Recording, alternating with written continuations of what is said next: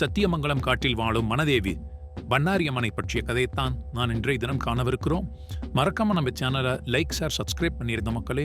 அத்தோடு சத்தியமங்கலம் காட்டிற்கு பண்ணாரி அம்மன் எவ்வாறு வந்தார் என்பதை பற்றிய 2 புராண கதைகள் உள்ளது.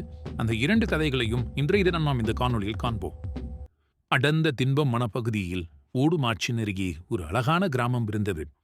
அக்கிராமத்தின் தலைவரது வீட்டில் ஏராளமான ஆடுகளும் மாடுகளும் வளர்க்கப்பட்டு வந்தன.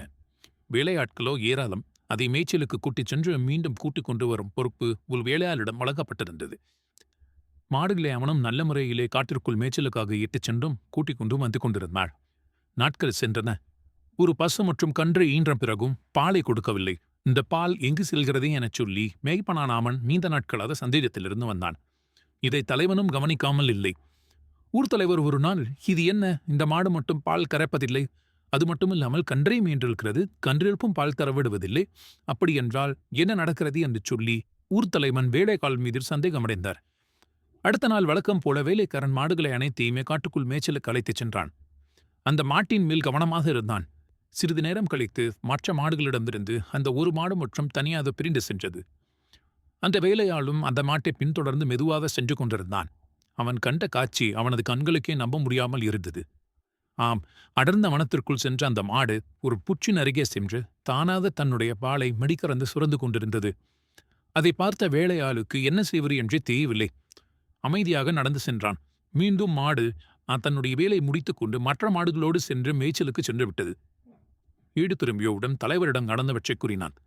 தலைவர் ஏற்கனவே வேலையாளின் மீது சந்தேகம் கொண்டிருந்த காரணத்தினால் அவன் கூறும் கதையை நம்ப தயாராக அவர் இல்லை. எவ்வளவோ அவன் எடுத்துக் கூறியும் அவர் நம்புவதாக இல்லை.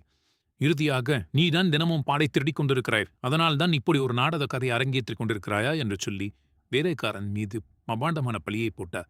ஐயா, நாளைக்கு நீங்களே என்னுடன் வாருங்கள். தயவு கூர்ந்து நான் உங்களுக்கு ஒரு விஷயத்தை காட்ட விரும்புகிறேன். நீங்கள் அதை பார்த்த பிறகு என்ன செய்ய வேண்டும் என்பதை பற்றி நீங்களே முடிவெடுத்துக் கொள்ளுங்கள் எனச் சொல்லி வேலையாள் அவரிடம் கனிமையாக கேட்டுக்கொண்டார். மறுநாள் காலை பழக்கம் போல விடிந்தது. வேலையாளு மாடுகளை அனைத்துமே அவிழ்த்துக் கொண்டு காத்திருப்புள் மேய்ச்சலுக்காகச் சென்றான். சிறிது நேரத்தில் தலைவரும் அந்த இடத்திற்கு வந்து சேர்ந்தார். வழக்கம் போலவே அந்த மாடு மட்டும் மந்தையிலிருந்து பிரிந்து தனியாக காட்டின் அடர்ந்த பகுதிக்கு சென்றது. இருவரும் பின்தொடர்ந்து சென்றனர். இறுதியாக ஒரு வேப்ப மரத்தின் அடியில் இருக்கும் புற்றின் மீது தானாக பாலை சுரந்து கொண்டிருந்தது. இதைக் கண்டு இருவரும் மீண்டும் வாயடைத்து போயினர்.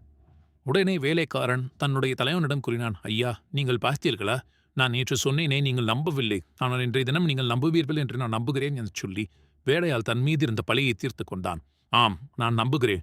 உடனடியாக ஊருக்குள் சென்று மக்கள் அனைவரையும் அழைத்துக் கொண்டு வா எனச் சொல்லி உத்தரவிட்டார். வேலையாளும் அவர் கூறியதை ஏற்று மக்கள் அனைவரையுமே கூட்டிக் கொண்டு அந்த காட்டின் பகுதியின் உள்வந்து சென்றார். இருந்த ஒருவருள் மக்கள் சூழ்ந்து நின்று கொண்டிருந்தனர். நடந்த அதிசயம் என்ன என்பதை பற்றி ஊர் தலைவர் எடுத்துக்கொள்ளிக் கொண்டிருந்தார். திடீரென அங்கே இருந்து ஒருவருக்கு சாமி அருள் வந்தது. சாமி வந்தால் அருள்வாக்கு கூறத் தொடங்கினார். நான் ஒரு சாமானிய பயணமாக இந்த இடத்திற்கு வந்து சேரவில்லை. என் பூர்வக்குடி மக்கள் கேரள பகுதிகளில் இருந்து மைசூரை நோக்கி செல்லும் பொழுது இப்பாதையை தேர்ந்தெடுத்தனர். அவர்கள் பயணத்திற்கு துணையாகவும் அவர்களின் குழந்தைகள் மற்றும் கால்நடைகளுக்கு பாதுகாப்பாகவும் என்னை இவ்விடம் அழைத்து வந்தனர். அவர்கள் இங்கு இளைப்பாற என்னை இந்த வேங்கை மரத்தின் அடியில் இறக்கி வைத்தனர். அந்த தருணம், இந்த இடம் என் உள்ளத்தை கத்தது. இந்த நிலம், இந்த மக்கள், இந்த வனம் அனைத்தும் என் நெஞ்சுக்குள் இறங்கியது. இங்கே இருக்கும் சோலையின் பசுமை, இங்கே இருக்கும் அருவி, இங்கே இருக்கக்கூடிய ஆர் அனைத்தும் என் மனதில் நின்றது. இந்த பகுதியில் அமைதி, வேந்தை மரத்தின் நிழலும் என் உள்ளத்தை பாதித்தது. அவர்கள் என்னை இங்கு விட்டுச் சென்றாலும் நான் இங்கேயே இருக்கும் முடிவு செய்கிறேன். எனவே நான் சுயம்புவாவை போன்றி உள்ளேன். இங்கே எனக்காக ஒரு கோவிலை எழுப்புங்கள். இன்று முதல் இப்பகுதியை பண்ணாரி என அழையுந்த. நீங்கள் வேண்டியவை அனைத்தையுமே நான் அருளும் தெய்வமாக இருப்பேன். உங்கள் கால்நடைகள் எதிர்கொள்ளும் எந்த நோயையும் விரட்டியடிக்கக்கூடிய சக்தி பெற்றவளாக நான் இல்லை. ஆதலால் உங்கள் கால்நடைகள் அனைத்தையும் நான் பாதுகாப்பாக பார்த்துக் கொள்வேன். வனதேவியாக இன்று முதல் நான் இவ்விடம் இருக்க விரும்புகிறேன் எனச் சொல்லி பண்ணாரி அம்மன் அருள்வாக்கை கூறி முடித்தார் அந்த அபல. இந்த வனத்திற்கும் இந்த ஊரிற்கும் நானே காவல் தெய்வமாக இருப்பேன் என்று சொல்லி பண்ணாரி அம்மன் சத்தியம் செய்தாள். அவ்வாறு பண்ணாரி அம்மன் சத்தியம் செய்ததிலிருந்து இன்று வரை சத்தியமங்கலம் மலைக்காட்டில் அமர்ந்திருக்கிறார். மக்கள் கோரிக்கைகளை போக்கி அருள் நற்கொடைகளை வழங்கி வருகிறார். இன்றும் அந்த பகுதியில் பழங்குடியினர் அவளை தங்களது குலதெய்வமாகவே வணங்கி வருகின்றனர். அவளின் அருள் இல்லாமல் அந்த எதுவும் அசையாது. சத்தியமங்கலத்தின் மிகப்பெரிய சக்தியாக விளங்கி வருகிறாள் சத்தியமங்கலம் பண்ணாரி அம்மன். இன்றும் அப்பகுதியில் வாழும் மக்கள் பண்ணாரி அம்மனை தங்கள் வீட்டு பிள்ளை போலவே நினைத்து மகிழ்கின்றனர். ஆம், அவளிடம் கேட்காமல் அந்த எதுவும் நடக்காது. அந்த அளவிற்கு அம்மன் மக்களோடு ஒன்றித்து போயிருக்கிறார். இது அம்மன் பற்றிய புராதன கதைகளுள் முதன்மையான கதையாக அனைவராலும் அறியப்பட்டிருக்கிறது. இத்தோடு மட்டுமில்ல மக்களே, இங்கு பண்ணாரி அம்மன் வந்து சேர்ந்ததற்கான மற்றும் ஒரு புராண கதையும் பேசப்படுகிறது. அம்மனின் அவதாரங்கள் பற்றி காலத்தால் மறைக்கப்பட்ட இன்னொரு அற்புத கதையும். சில நூற்றாண்டுகளுக்கு முன்னால் சத்தியமங்கலம் பகுதியில் ஓடும் ஆற்றின் அருகில் துணிகளை துவைத்துக் கொடுக்கும் ஒரு தம்பதியினர் வாழ்ந்து வந்தனர். நீண்ட நாட்கள் கழித்து இறைவன் அருளால் அவர்களுக்கு பிள்ளை பாக்கியம் ஒன்று கிடைத்தது. ஒரு நாள் அவர்கள் இருவரும் ஆற்றில் துணை துவைக்க சென்றிருந்த நேரம் எதிர்பாராத விதமாக அவரது மனைவிக்கு பிரசவ வலி ஏற்பட்டது. அப்பொழுது அருகில் யாரும் இல்லாத காரணத்தினால் அவனுடைய கணவன் பதறிப்போனான். வேறு வழி இல்லை, தாமே மனைவின் பிரசவத்தை கவனித்தார். சிறிது நேரம் கழித்து அவர்கள் 2 பெண் குழந்தைகளை பெற்றெடுத்தனர்.